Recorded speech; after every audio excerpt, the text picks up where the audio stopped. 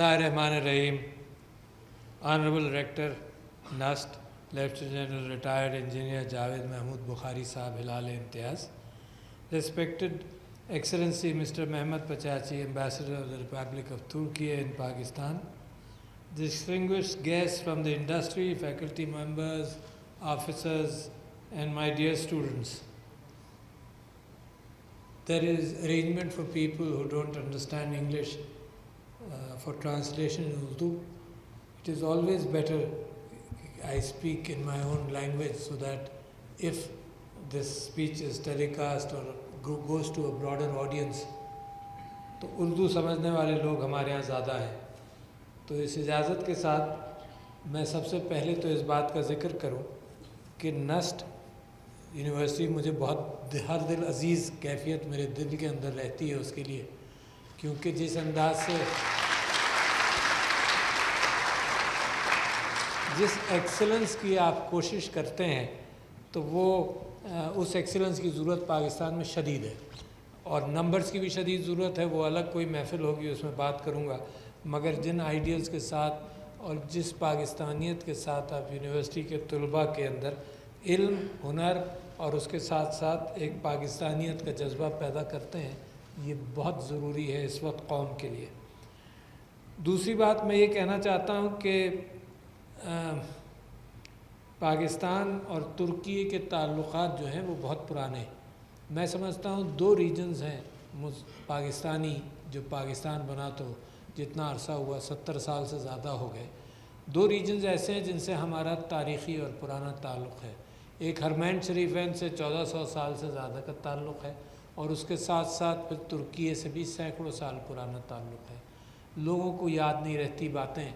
उस्मानी सल्तनत के ज़माने में वहाँ खलीफा होता था, तो पाकिस्तान और हिंदुस्तान के अंदर एक मूवमेंट चला जिसको खिलाफत मूवमेंट। जब पहली जंग अज़ीम के बाद तुर्की को मुख्तलिफ़ अंदाज से उसके हिस्से बखरे किए गए और जो जुल्म वहाँ पर हुआ, उस हवाले से हिंदुस्तान ने इस रीजन के हिंदुस्तान के मुसलमानों के, नॉट ओनली दैट, हिंदुस्तान में जब खिलाफत मूवमेंट शुरू हुआ तो वो हिंदुओं और मुसलमानों को सबका मिलकर एक मूवमेंट था, मगर ताल्लुकात उससे भी पहले के हैं। और अगर आप तारीख़ देखें तो कराची के अंदर एक स्कूल है सिंध मदरसा। सिंध मदरसा जिन साहब ने कायम किया उनका नाम है हसन अली, और हसन अली साहब बड़े मुतासर हुए जिस स्कूल में कायद आज़म ने पढ़ा। अब तो वो यूनिवर्सिटी है। तो हसन अली साहब बहुत ही मुतासर हुए अलीगढ़ से, और अलीगढ़ के पैटर्न पर उन्होंने सोचा कि यहाँ मुसलमानों की तालीम का इंतज़ाम नहीं है, तो आज भी वो बिल्डिंग मौजूद है, सिंध मदरसा स्कूल उन्होंने शुरू किया।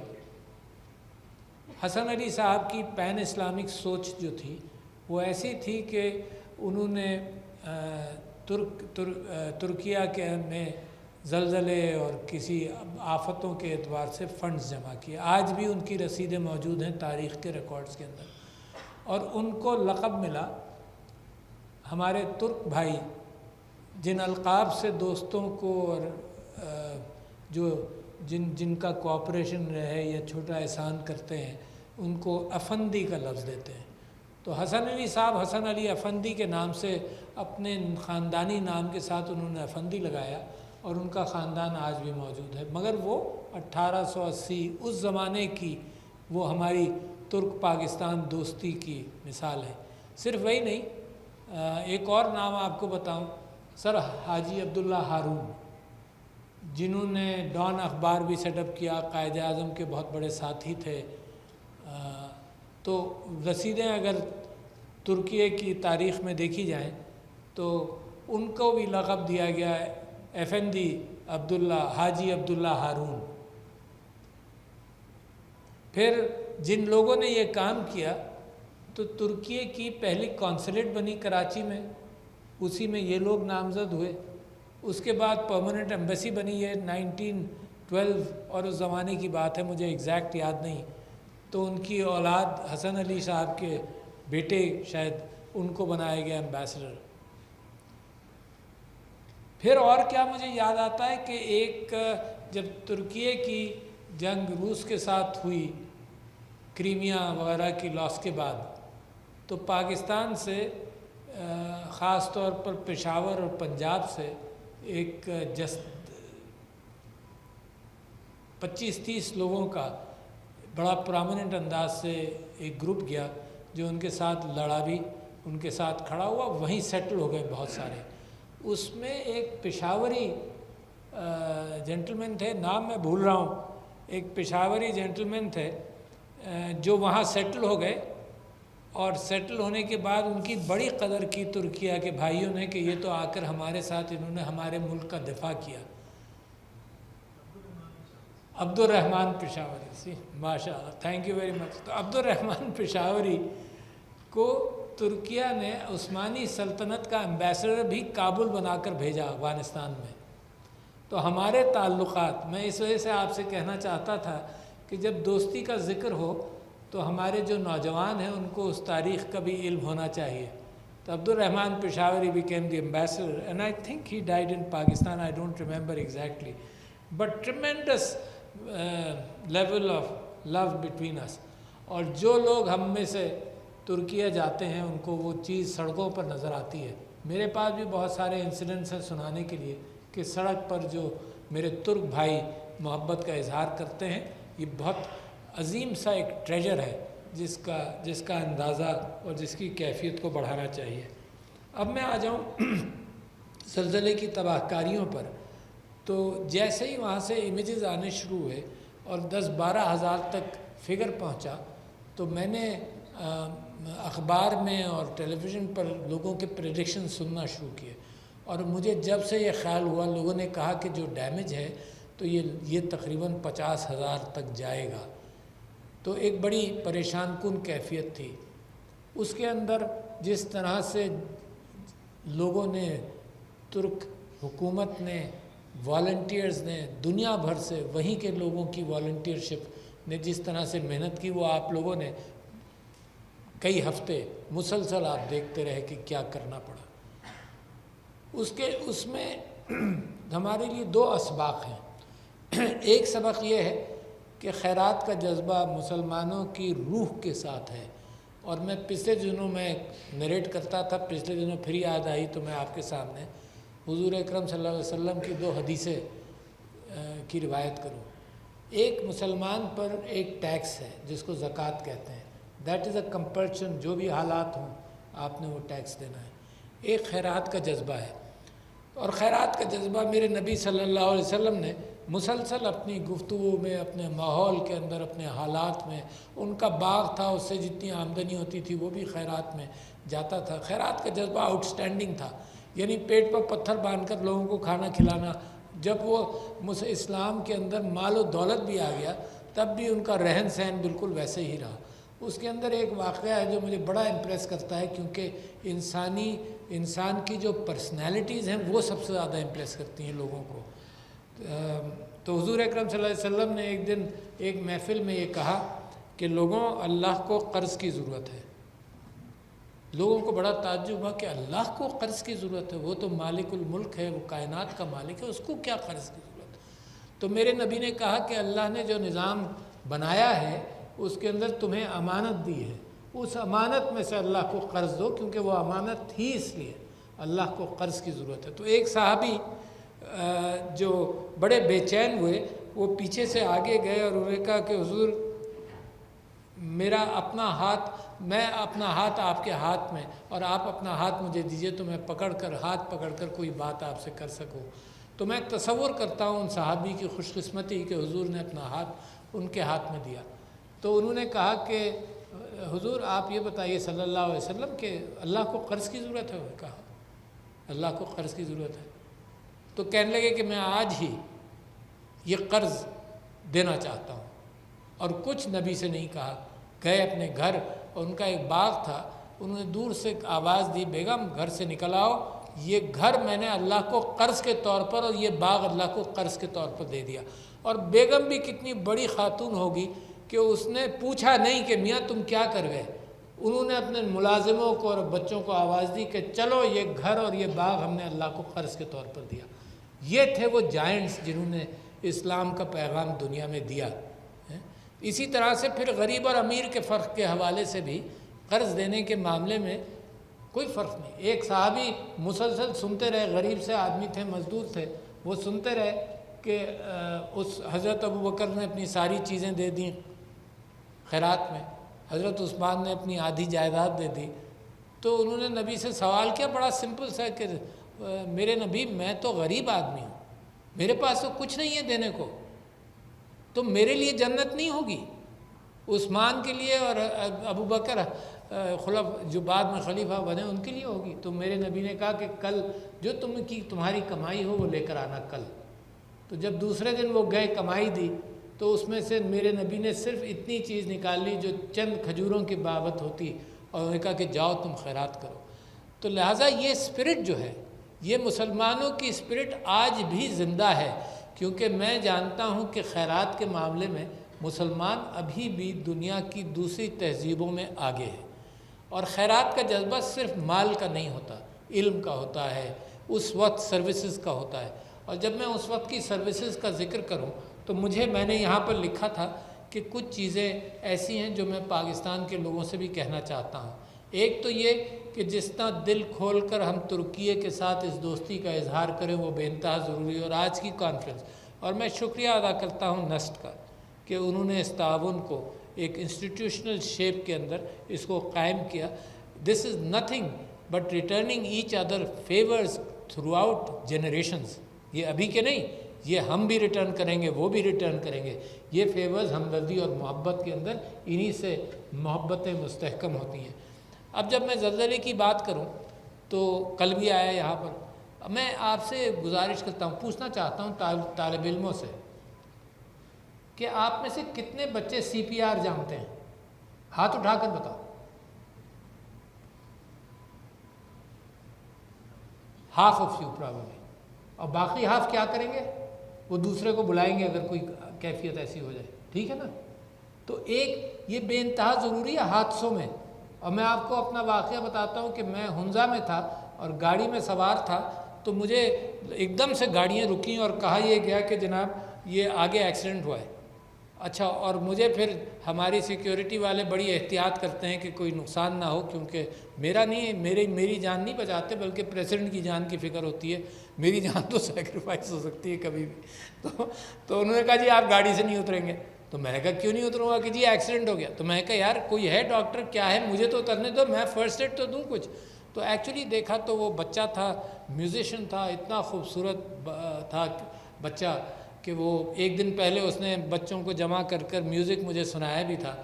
तो उसका मोटरसाइकिल एक्सीडेंट हुआ था आमने सामने, और वो पहाड़ी के साथ लेटा हुआ था और सांस उसको आ रही थी। अच्छा, तो मैंने उसको कुछ कार्डियक परकशंस किए और मैंने उसको कहा सांस लो। उसने सांस ली। उसके बाद that was his last breath. और मैंने अपने MSA का सबसे कि अपनी गाड़ी जल्दी से खाली कर कर इसको अस्पताल भेजो। उसको उठाकर उसमें डाला, बट आई न्यू कि ही वुड पास अवे। उसी वक्त मुझे अंदाज़ा हो गया था। तो मैं ये समझता हूँ कि आजकल every college student should be aware of CPR and first aid. और इसको याद करना पड़ता है बच्चों। मेरी क्लिनिक में, मेरे अस्पताल में फ़र्स्ट एड का डिब्बा है, हमेशा रहता है। मुझे खुद हर साल अपनी टीम को रिवाइज़ करना पड़ता है कि देखो इसमें क्या करोगे, कैसे करोगे। Keep that in mind. कौमें जो है ना वो मुकम्मल इसी तरह से होती हैं कि वो हर चीज़ के लिए तैयार हो। एक बात। दूसरी बात, मैं ये कहता हूँ कि ज़लज़लों के एतबार से Pakistan is also in a ज़लज़ला प्रोन एरिया।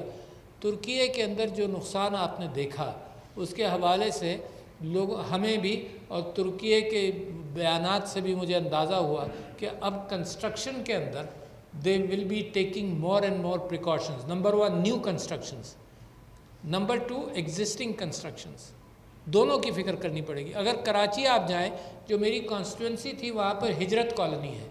हिजरत कॉलोनी में 2-2, 3-3 कमरे के मकान 7-7 मंजिल से चले गए और वो दीवार से दीवार मिली हुई है।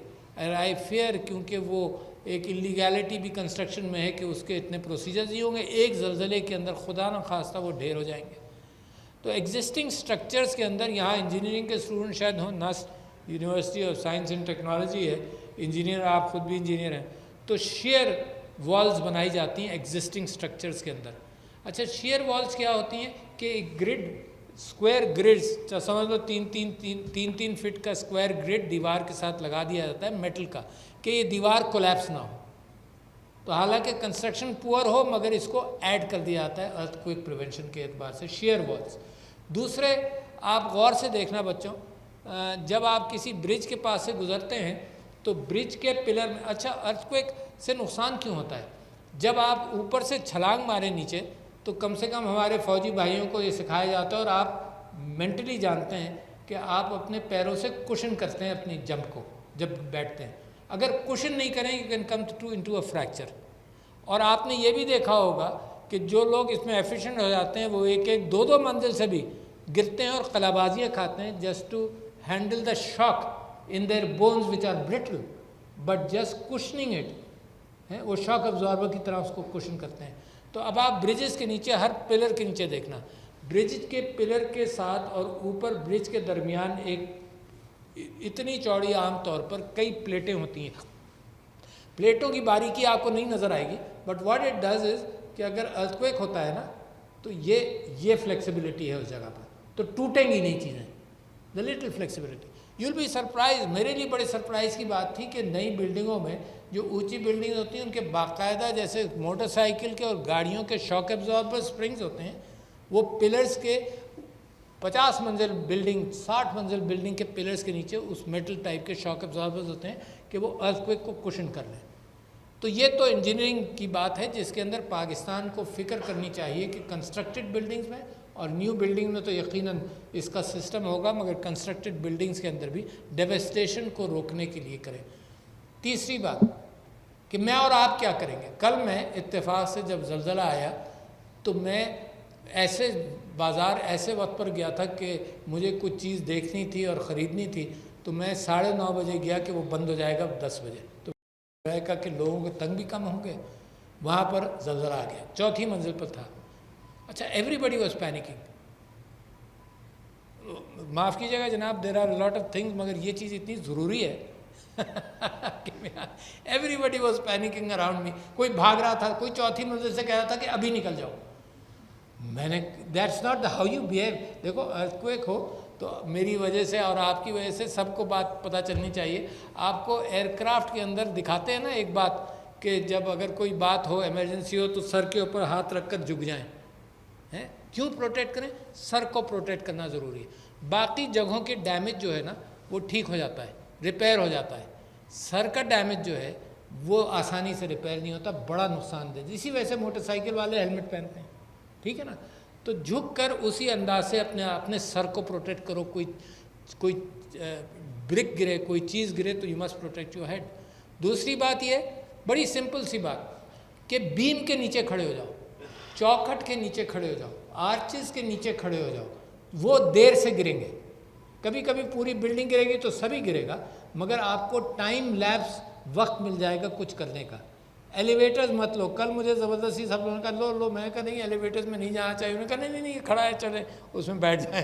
तो मैंने कल वो भी हरकत कर ली जो मुझे नहीं करनी चाहिए है। मगर मैं माई वाइफ वॉज पैनिकिंग। मैंने उसको कहा देखो कोई फ़र्क नहीं पड़ता, मरेंगे इकट्ठा मरेंगे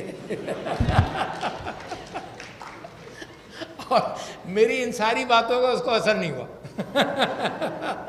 ये क्या बात, तो मैं नहीं, देखो इकट्ठा मरेंगे, डिग्निटी के साथ मरेंगे भाग भूग कर नहीं। तो खैर मैं आपसे ये कह रहा था कि इन चीज़ों का आप लोग ख्याल करें, मेज़ के नीचे चले जाओ इसी। और इसमें कोई शर्माना नहीं है, इसमें बहादुरी नहीं है कोई कि आप प्रिकॉशन ना लें, हैं। कभी कभी लोग ये कहते हैं देखो वो घबरा कर, देखो वो कितना परेशान। Doesn't matter, this is a time when precautions have to be taken. I thought this was a good occasion कि मैं सबको कहूँ, शायद लोगों तक बात पहुँच जाए। तो ये जो एलिमेंट्री प्रिकॉशंस हैं अर्थक्वेक के हवाले से वो देखें। अच्छा जी, मैं आपका शुक्रिया अदा करता हूँ। ये अर्थक्वेक वाला मामला जो है ये इसका क्लाइमेट चेंज से शायद कम ताल्लुक़ है, मगर बहुत सारी चीज़ों का जो फ्लड्स पाकिस्तान में आए, और मैं तुर्किया की शुक्रिया अदा करना चाहता हूँ कि फ़्लड्स में आपने हमारी बहुत मदद की, तो मैं आपका मशकूर हूँ।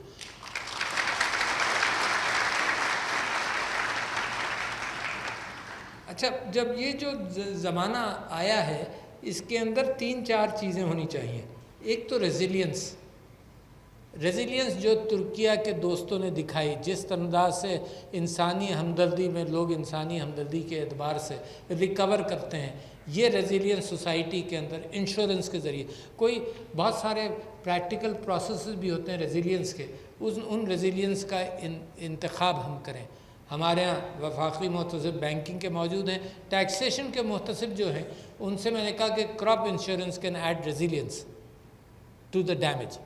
इंटरनेशनल कुशन बन जाता है, क्योंकि इंश्योरेंस यहाँ होती है, लॉयड्स में री इंश्योरेंस होती है, तो ये रेजिलियंस माशरे के अंदर जो हम वैसे एक रेजिलियंस हमारे कल्चर के अंदर है कि भाई भाई का ख्याल करता है, कम्युनिटी का ख्याल करती है, फिर फाइनली हुकूमत ख्याल करती है जो भी नुकसान हुआ। मगर हुकूमत की जेब हमारी आजकल बड़ी टाइट सी है, आप जानते हैं, इसकी वजाहत करने की ज़रूरत नहीं है। तो लिहाजा वो रेजिलियंस कम से कम फिर सोसाइटी से कार खैर वगैरह के एतबार से आती है। दूसरी ये कि मिटिगेशन के अंदर पाकिस्तान का रोल कम है, अलबत्ता आपकी जो आपने पेड़ों की प्लांटेशन की और बहुत कुछ उस एतबार से किया, लॉन्ग टर्म आप कोशिश कर रहे हैं, सोलर एनर्जी की तरफ जा रहे हैं, हर एतबार से दैट इज़ दैट। फिर अडेप्टेशन, 3 चीज़ें हैं जो क्लाइमेट चेंज के अंदर अहमियत रखती हैं। अडेप्टेशन क्या कि मिसाल के तौर पर जो हमारे पहाड़ी रास्ते हैं वहाँ पर फ्लड कंट्रोल मेजर्स, मिसाल के तौर पर flood as one thing, flood control measures जो टॉरेंशियल क्या हिल टॉरेंट्स होते हैं उसमें वहाँ पर स्टोरेज ऑफ वाटर, फिर वो सैलाब जब नीचे जाता है तो बीच में कहीं स्टोरेज हो जाए, तो ये दुनिया का और चेंजिंग माहौलियात का एक प्रेशर है जिसके ऊपर पाकिस्तान अपने इंटेलेक्ट को सर्व कर सकता है। और ये सोच लीजिए जितनी तैयारी, मैंने आपसे कहा कि फ़र्स्ट एड आनी चाहिए, CPR आना चाहिए, एक आध भी जान बच जाए एक किसी के हाथ से, और सैकड़ों, बीइंग अ डॉक्टर और आप में से जिन्होंने अगर मेडिसिन के एतबार से पढ़ा हो, बेइंतहा अहम है कि जल्दी एड मिले। मिनटों की बात होती है between life and death, it's just a matter of seconds sometimes और मिनट्स एट टाइम्स। और यही आप कहानी सुनते हैं कि जी एम्बुलेंस यहाँ फंस गई, वो नहीं पहुँच सका, ये नहीं हो सका। तो लिहाजा जो इंटेलेक्चुअल स्ट्रेंथ मुसलमानों के अंदर आनी चाहिए, जो बड़ा अच्छा दौर मुसलमानों ने देखा, एनातोलिया का, स्पेन का, कॉन्विवेंशिया, लोग मिलकर उन्होंने ये स्पिरिट डाली यूरोप के अंदर कि मिलकर चलेंगे, यहूदी हो, ईसाई हो, मुसलमान हो। यही चीज़ उस्मानी सल्तनत के अंदर वो कोऑपरेटिव कैफियत जो आजकल अब कम हो गई है, फोबियाज बढ़ गए हैं। तो what we need is to come out of isolation, work hard, try and prevent disaster, things which are damaging to society, and at the same time be ready if an accident happens. So shukriya ladies and gentlemen, it is always a pleasure to come to NAS and speak to all of you.